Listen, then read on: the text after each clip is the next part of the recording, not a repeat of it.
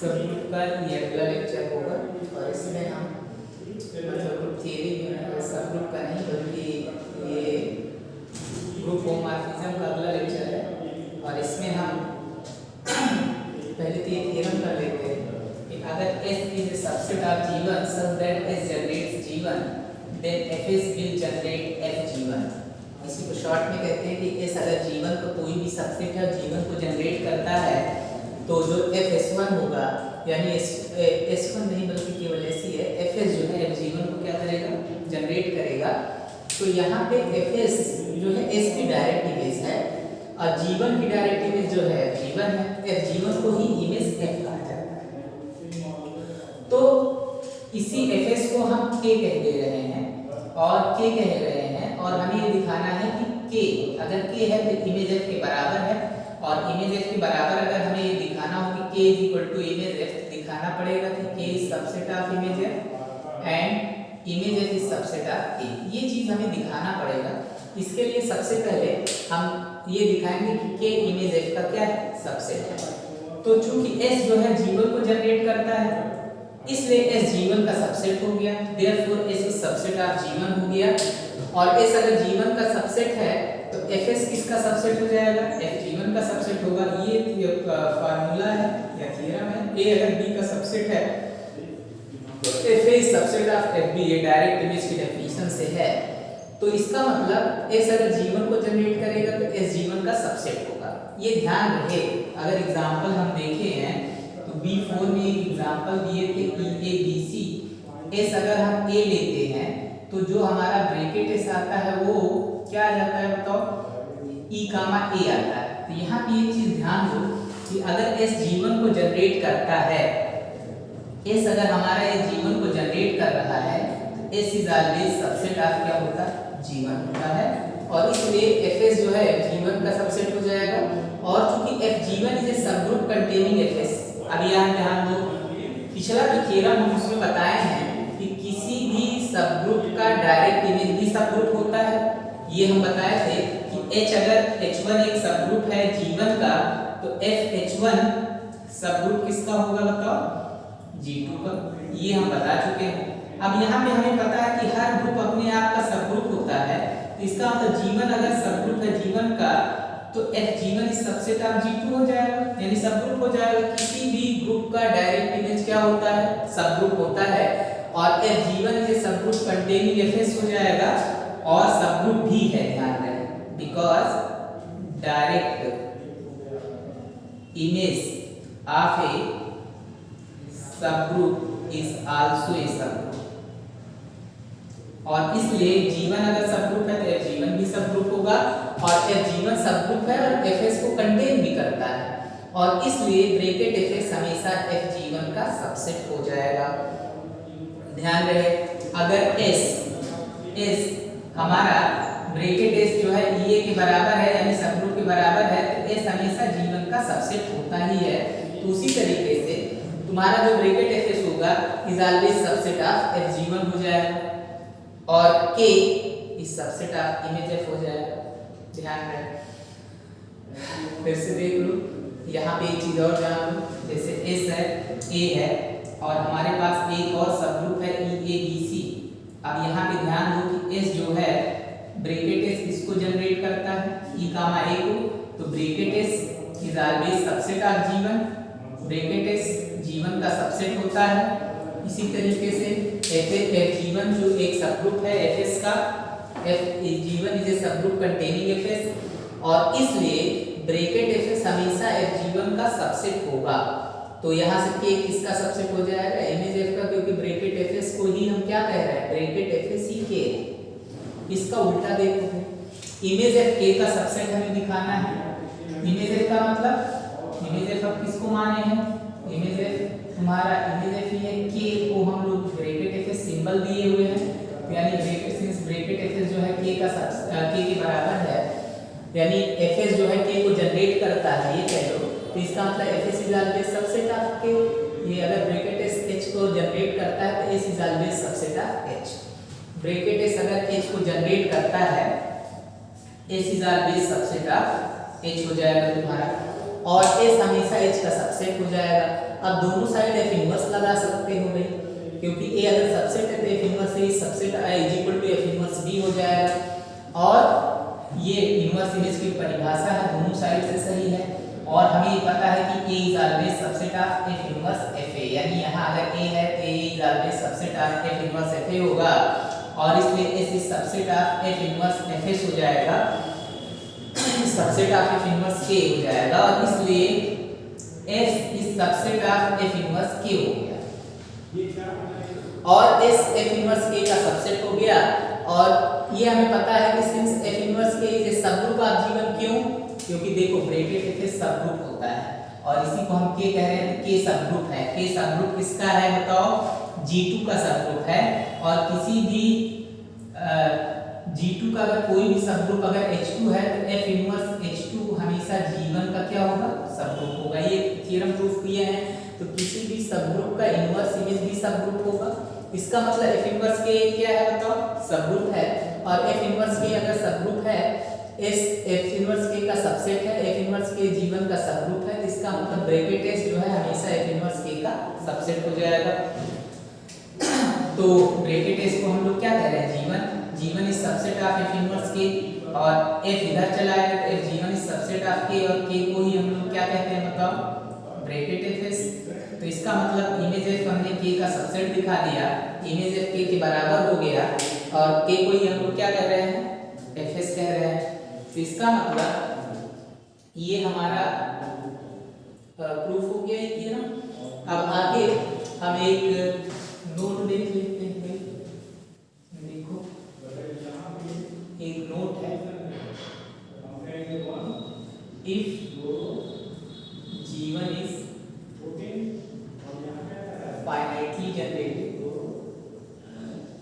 finitely generated group, then its homomorphic image that is FG1 is also finitely generated। मतलब अगर G1 कोई भी finitely generated subgroup है या ग्रुप है, उसकी जो डायरेक्ट इमेज होगी वो भी फाइनाइटली जनरेटेड होगी। फॉर एग्जांपल एक मान लो F अगर Z प्लस से G गामा O है, तो हमें ये पता है कि जो Z है, Z plus is finitely generated. पीछे देखना, पीछे लेक्चर में बताया गया है, जनरेटेड बाई ब्रैकेट 1 या -1। तो ब्रैकेट हमारा जो यानी Z प्लस है वो 1 से जनरेट होता है या -1 से। अगर कोई भी ग्रुप किसी फाइनाइट सेट से जनरेट होता है तो उसे फाइनाइटली जनरेटेड कहते हैं।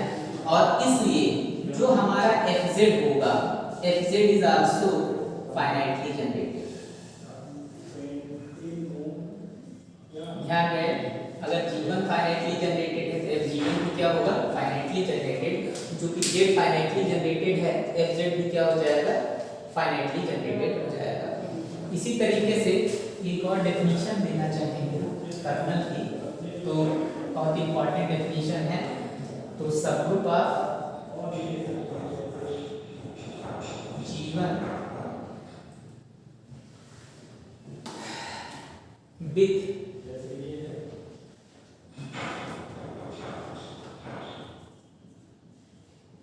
homomorphic image, या ऐसे लिख लो, kernel of A kernel let F from G1 O1 to G2 O2 is a homomorphism and E1 be the identity of G1 and E2 be the identity of E1 और E2 जो है identity है G1 और G2। अब यहाँ पे ध्यान दो, हमें ये पता है कि जो E2 है इस सब ग्रुप, हमें पता है कि आइडेंटिटी एलिमेंट सब ग्रुप होता है सब ग्रुप ऑफ G2। इसका मतलब F inverse E2 is a सब group of F inverse E2 is a सब ग्रुप ऑफ G1, यानी F इनवर्स E2 हमेशा G1 का सब ग्रुप होगा, क्योंकि हमें पता है कि अगर कोई भी सब ग्रुप है तो उसका इनवर्स इमेज भी क्या होता है, सब ग्रुप होता है। पीछे पढ़े हैं H2 अगर G2 का सब ग्रुप है तो इसका जो इनवर्स इमेज होगा वो भी सब ग्रुप होगा, लेकिन G1 का होगा। मतलब अगर हमारा ये G2 है, ये G1 है, ये F है, और E2 अगर एक सब ग्रुप है तो इसका इनवर्स इमेज हमारा F इनवर्स E2 आएगा जो G1 का सब ग्रुप होगा। इसी F इनवर्स E2 को हम लोग कहते हैं, F इनवर्स E2 को हम लोग कर्नल कहते हैं। मतलब ये कह सकते हो therefore कर्नल F बराबर F इनवर्स E2 कहा जाता है इसी को, और इसमें सारे एलिमेंट ऐसे होते हैं G1 के एंड Fx बराबर E2। मतलब कर्नल F में G1 के ऐसे सारे एलिमेंट होंगे जिनकी डायरेक्ट इमेज जो है वो E2 के बराबर होगी। तो इसका मतलब x such that x belonging to G1 and Fx belonging to E2। जैसे मान लो ये G1 है, ये तुम्हारा G2 है, ये E2 है, यहाँ A है, यहाँ B है, यहाँ C है। तो अगर हम ये पूछें कि F इनवर्स E2 क्या आएगा, तो E2 की इनवर्स इमेज क्या है बताओ, AB है, और यही तुम्हारा क्या है, कर्नल F है। यहाँ पे ध्यान रहे कि E1 भी हमेशा रहेगा, क्योंकि आइडेंटिटी तो हमेशा आइडेंटिटी पे जाता ही है। तो इसका मतलब E1 AB ये कर्नल F का एलिमेंट हो गया। तो कर्नल F हमेशा G1 का क्या होता है बताओ, सबसेट होता है। तो यहाँ से एक चीज और भी हमें जान ले रहे हैं। एक तो ये नोट है, पहले याद रखिए नोट में कि x अगर कर्नल F का एलिमेंट है तो ये अप्लाई करेगा Fx बराबर पहली चीज, या दोनों साइड से होता है, या इसी को हम ऐसे कहते हैं F इनवर्स E2 ये दोनों तरफ से अप्लाई करेगा Fx बराबर। तो ये हमारा क्या हो जाएगा बताओ, x अगर कर्नल F का एलिमेंट है तो अप्लाई करेगा Fx E2 के बराबर होगा, या x belonging to F inverse E2 है तो if and only if Fx बराबर क्या होगा बताओ, E2 होगा। ये बहुत इंपॉर्टेंट है। अब एक थ्योरम है कर्नल F, इसको शॉर्ट में केवल हम लोग कर्नल F लिखते हैं, is a subgroup of G1। अगर F G1 से G2 में एक ग्रुप होमोमॉर्फिज्म है तो हमें ये दिखाना है कि कर्नल F का मतलब हमेशा दिमाग में रहे, कर्नल F में G1 के ऐसे सारे एलिमेंट होते हैं। कर्नल F हमेशा याद रखना कि अगर ये G1 है, ये G2 है और ये हमारा F है, तो kernel F is always subset of G1। और हमें ये दिखाना है कि कर्नल F G1 का सबग्रुप होता है। कर्नल F में ऐसे सारे एलिमेंट G1 में होते हैं जिनकी डायरेक्ट इमेज कहाँ जाती है, G2 पे, आइडेंटिटी पे जाती है। मतलब अगर A है, B है, C है, E1 है, ये सब अगर E2 पे चले गए तो ये हमारे सारे एलिमेंट कर्नल में हो जाएंगे। लेकिन D अगर E2 पे नहीं गया है या कहीं और चला गया तो इसका मतलब जो D है वो कर्नल F का एलिमेंट नहीं होगा। अब हमें ये दिखाना है कि कर्नल F सबग्रुप है, तो सबग्रुप दिखाने के लिए तरीका पता है। अगर हमें कोई भी H अगर सबग्रुप दिखाना है तो ये दिखाना पड़ेगा कि A inverse A OB inverse कहाँ का एलिमेंट होगा बताओ, H का। तो सबसे पहले प्रूफ में देखो, हम दो element A comma B element कहाँ का ले लेते हैं, कर्नल F का। तो बाय डेफिनेशन बताओ FA E2 पे जाएगा और FB भी कहाँ जाएगा बताओ, E2 पे जाएगा बाय डेफिनेशन। अब हम ये कंसीडर कर ले रहे हैं AO1B इनवर्स, तो बाय डेफिनेशन FA होगा, O2 FB1 इनवर्स होगा, B इनवर्स हो जाएगा। इसको हम क्या लिखेंगे बताओ, FAO2 FB इनवर्स हो जाएगा। अब ये क्या हो जाएगा बताओ, FAO2 FA को हम लोग क्या कहेंगे बताओ, E2 और E2 इनवर्स हो जाएगा। तो E2 का इनवर्स E2 ही, E2 का अपोजिट E2। अब अगर ये एलिमेंट E2 आइडेंटिटी के कोई भी तो इसका मतलब दो एलिमेंट हम कर्नल एफ का एलिमेंट लिए और उसका कंपोजिशन इस तरह दिखा दिए कि वो कर्नल एफ का एलिमेंट है। तो कर्नल एफ हमारा क्या हो गया बताओ? सब ग्रुप हो गया। किसका सब ग्रुप हो गया? जीवन का एक सब ग्रुप हो गया। तो ये कर्नल एफ हमारा जीवन का क्या हो गया बताओ? सब ग्रुप हो गया। एक थ्योरम और हम इसमें कर लें।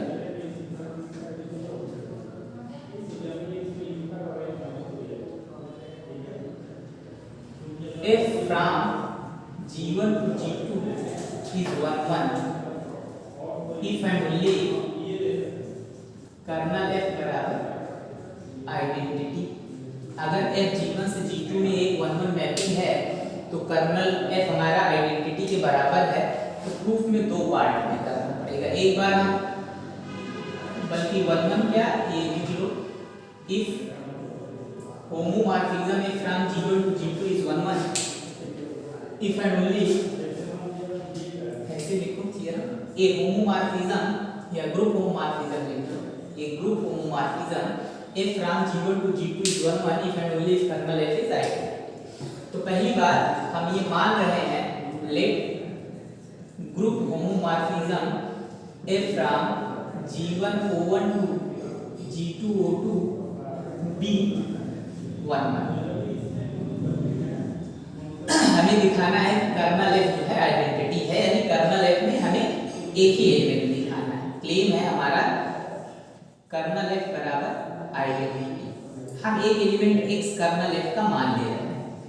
x अगर कर्नल एफ का एलिमेंट है तो बाय डेफिनेशन fx e2 के बराबर होगा, लेकिन हमें पता है कि e2 fe1 के बराबर होता है क्योंकि f एक ग्रुप होमोमॉर्फिज्म है। ग्रुप होमोमॉर्फिज्म की पहली प्रॉपर्टी हम लोग पढ़े थे कि जो हमारा आइडेंटिटी है वो आइडेंटिटी पे जाता है, बिकॉज पहली प्रॉपर्टी से Fe1 बराबर E2 मतलब आइडेंटिटी करेस्पॉन्ड्स। तो यहाँ से अब देखो F11 है तो x बराबर तुम्हारा क्या हो गया? E1 because F is 1। तो इसका मतलब एक एलिमेंट हमने कर्नल F का कोई भी एलिमेंट लिया आइडेंटिटी के बराबर हो गया, तो कर्नल F हमारा क्या हो गया? आइडेंटिटी के बराबर हो गया। कन्वर्स पार्ट इसका हमें दिखाना पड़ेगा। कन्वर्स पार्ट में हम मान ले रहे हैं कि कर्नल F हमारा आइडेंटिटी है। क्लेम हमें क्या करना है बताओ? F11 होगा। तो 11 दिखाने के लिए हमें क्या दिखाना पड़ता है? 11 मैपिंग अगर हमें दिखाना है तो दो एलिमेंट अगर हम x1 x2 मान लेते हैं, कहाँ का एलिमेंट है? G1 का, एंड fx1 बराबर fx2 मान लेते हैं। अब हमें अगर 1 दिखाना है तो fx1 बराबर fx2 मान के दिखाना पड़ेगा। x1 और x2 बराबर है तो इसको बाय डेफिनेशन हम क्या लिख सकते हैं बताओ? fx1 O2 fx2 इनवर्स पूरे का इनवर्स बराबर आइडेंटिटी हो जाएगा। भाई fx2 इनवर्स इधर भी लगा दो, इधर भी लगा दो, तो fx2 इनवर्स और fx2 इनवर्स आइडेंटिटी के बराबर हो जाएगा। इसको हम क्या लिख सकते हैं? fx1 O2 fx2 इनवर्स हो जाएगा और ये E2 के बराबर हो जाएगा, क्योंकि हम जानते हैं इनवर्सेस करेस्पॉन्ड्स, यानी fx2 का जो इनवर्स होगा वो fx2 पूरे के इनवर्स के बराबर होता है। प्रॉपर्टी पीछे पढ़ी है। इसको हम क्या कह सकते हैं? x1 O1 x2 इनवर्स बराबर E2 हो जाएगा। क्यों हो जाएगा? Because f is a group homomorphism. तो ग्रुप होमोमॉर्फिज्म है तो f कॉमन हो जाएगा, x1 O1 हो जाएगा, क्योंकि x1 x2 दोनों एलिमेंट कहाँ के हैं? G1 के। इसका मतलब x01 x2 inverse belonging to कहाँ का हो जाएगा? कर्नल F का एलिमेंट हो जाएगा, क्योंकि अगर कोई भी एलिमेंट की इमेज आइडेंटिटी पे जाती है तो एलिमेंट हमेशा कर्नल F का एलिमेंट होता है, और इसलिए x1 O1 x2 इनवर्स बराबर आइडेंटिटी हो जाएगा, क्योंकि कर्नल में एक ही एलिमेंट है, और इसलिए x1 बराबर हमारा क्या हो जाएगा बताओ? x2 हो जाएगा और F11 हो जाएगा। तो बहुत इंपॉर्टेंट थियरम है। बाकी अगले लेक्चर में हम लोग करेंगे।